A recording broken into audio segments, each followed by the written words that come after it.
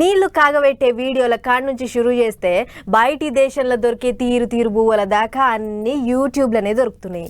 ఏది కావాలన్నా ఒక్క ముచ్చట యూట్యూబ్లో పడేస్తే చాలు, నిమిషాల మీద చూపిస్తుంది.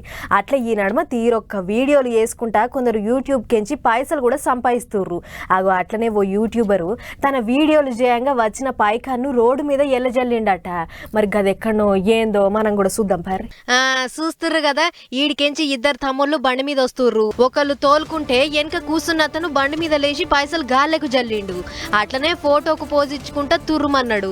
ఇక కొందరు అవి జాతరలో దొరికే రెడీమేడ్ పైసలు అనుకుని లైట్ తీసుకుర్రు. ఇంకా కొందరు నిజం పైసలే అని కనిపెట్టి ఎగబడ్డరు. అట్లా తోవెంట పోతున్న జనం నాకని అందుకుర్రు.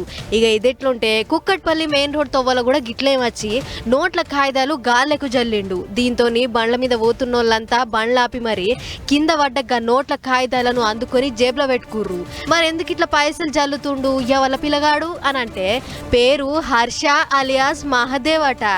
యూట్యూబ్ లో ఇంకా ఇన్స్టాగ్రామ్ లో బైకుల మీద తీరు తీరు విన్యాసాలు చేస్తాడట. అట్లా చేసిన వీడియోలు సోషల్ మీడియాలో బగ్గ తిరిగేట వరకు యూట్యూబ్ లకెంచి బగ్గనే పైసలు వచ్చినాయట.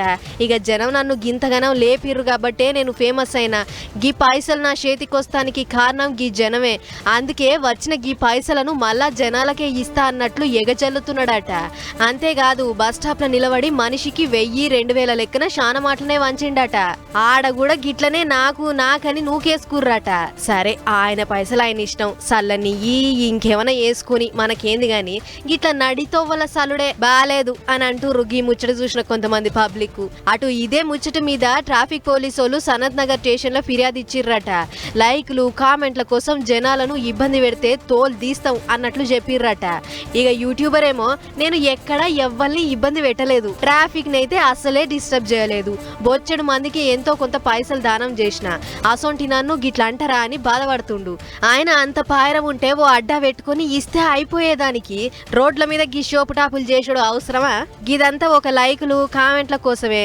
నిన్న ప్రతి ఒక్కరికి ఇదొక ఫ్యాషన్ అయిపోయింది అన్నట్లు కామెంట్లు రాసుకొస్తుర్రు నెట్టన్నలు.